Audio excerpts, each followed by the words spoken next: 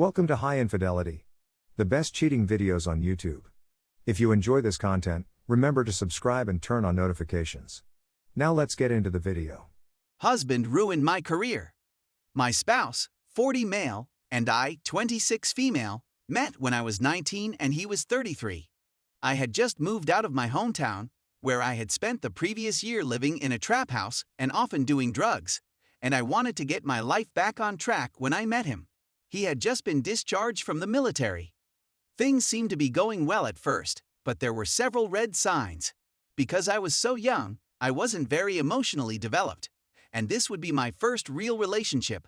Looking back, I simply feel like I didn't know what I was doing, that I didn't have anything to compare it to, and that I wasn't ready to be in a long-term relationship. Looking back, the following stand out as red flags.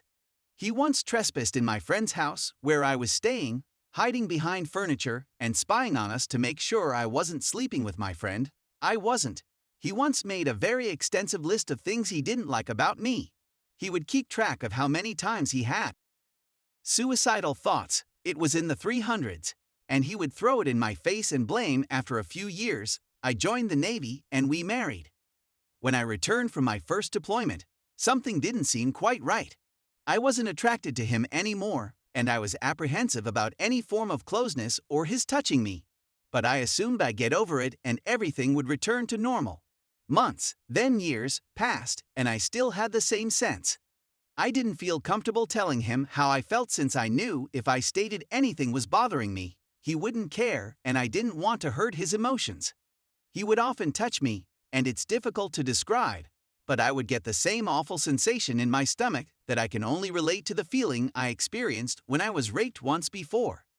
So I'd either appear plainly uncomfortable, but he'd keep caressing me, or I'd say I didn't want to be touched, and he'd sometimes continue, but sometimes stop. However, we spent years without having sex and pretended as if everything was normal, despite the fact that our marriage was in shambles, but I think we both simply didn't want to speak about it. These were difficult years for me, and I was incredibly sad, but I kept it bottled up. When I embarked on my second deployment, I had already determined that when I returned home, I would file for divorce. I didn't want to cheat, but since I already thought my marriage was finished, when someone made a pass on me, I ended up initiating an affair. I felt terrible and confessed to him after about a month. He said that he had forgiven me. I put a halt to the affair for a time, but finally restarted it, and he said he was happy if I kept it continuing throughout deployment, provided I cut it off when I returned, and I told him it was all right if he wanted to sleep with someone else as well. When I returned, I still wanted a divorce, and I reasoned that because I was attempting to get divorced, why not continue the affair? I repeated requesting a divorce, but he kept repeating no, that he wanted to be married. I informed him that I still wanted to remain friends with him, and that we could do it peacefully. I told him that I believed he deserved to be with someone better for him than me. However, he declined to sign the documents. I felt absolutely confined, and I experimented with drugs on a few occasions, went on leave and on long weekends, since I believed it was the only thing that could make me happy. After a few months, my husband contacted the police and my command to report me for drug use, and he confessed that he had been working with NCIS for months to develop a case against me for drug use. He had been gathering evidence, including looking through my phone and secretly filming me.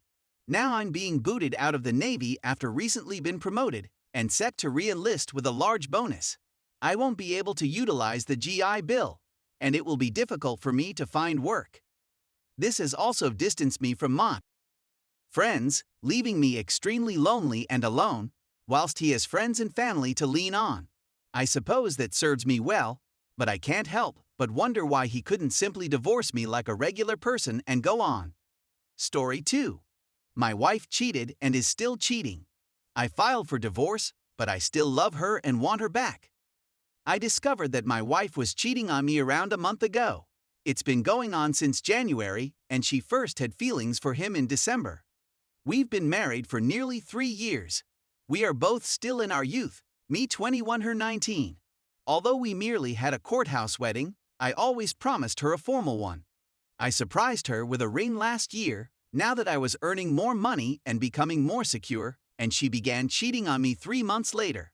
When I found out, I was an emotional disaster, and in my rage and despair, I filed for divorce a week later, even though she hadn't left him yet. She subsequently resigned her work and relocated 2 hours away to live with her parents. Now that I've had a few weeks to cool down, I've realized that I still love her and don't blame her for the affair. Now for my justification. The guy she is seeing was a colleague of hers at the same company where my father and 2 neighbors work. They were always talking about him and how weird he was, and how he was always clumsily flirting with younger females at work. All of this was conveyed to me before my wife ever began working there. We all cautioned her to stay away from him once she began there, and even those employees who weren't in our inner group were warning her the same thing. But she was fast to become friends with him since she had left all of her other friends behind when we moved to a new place. And she is a teenage girl who craves attention, and he was quick to recognize and capitalize on the situation. He also has a wingwoman who happens to be a woman. Later, I learned from reliable sources that his wingman makes the young females at work feel horrible about their existing life situations/relationships, then swoops in to be their hero in shining armor, convincing them to fall in love with him and sleep with him.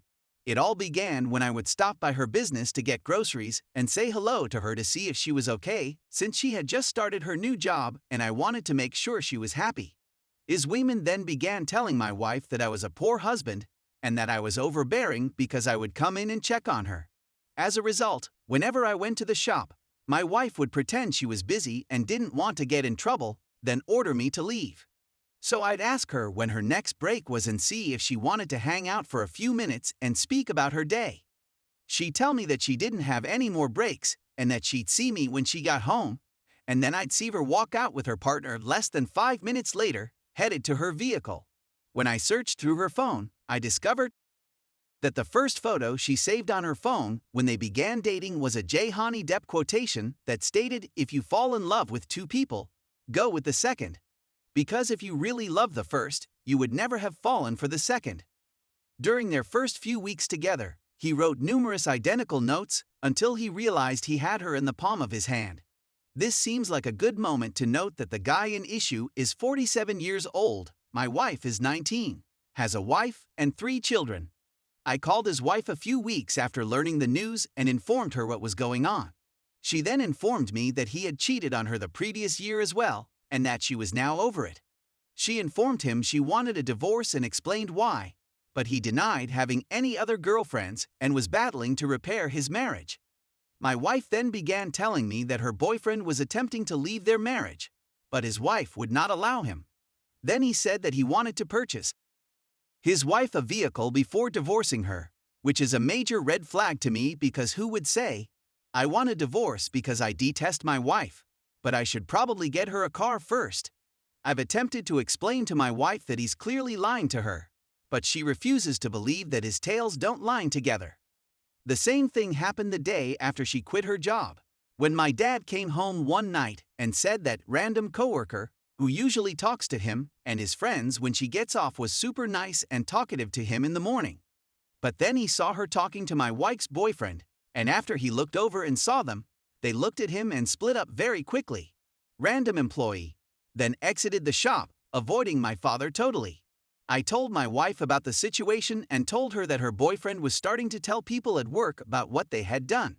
She asked her boyfriend if it was true, and he said yes, no, she replied, and she asked, "Do you promise?" He replied, "Of course I promise, I would never lie to you." And then he told her, "You need to stop listening to your husband. He is deceiving you and attempting to mislead you into returning to him. I only want she could see the truth, but I can't provide her evidence since she won't listen to me when I give her instances. And whenever I tell her about anything he's done wrong, she contacts him and asks him if it's true, which of course he denies immediately. I know he's manipulating her, and I know the lady I married would never do anything like that. I know this because she's had a crush on a male friend of hers for years, even before we met, and she's never done anything with him because they respect our marriage.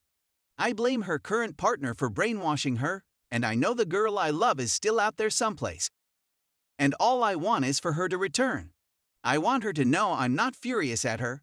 I want her to know how much I still adore her, and I miss her terribly. but I'm at a loss on how to let her realize how much I actually care. And I'm at a loss as to how to tell her that I actually love her without her boyfriend persuading her that I'm just saying it to get her back. Because I love her more than anything else in the world, and I can't bear the thought of losing her in this way.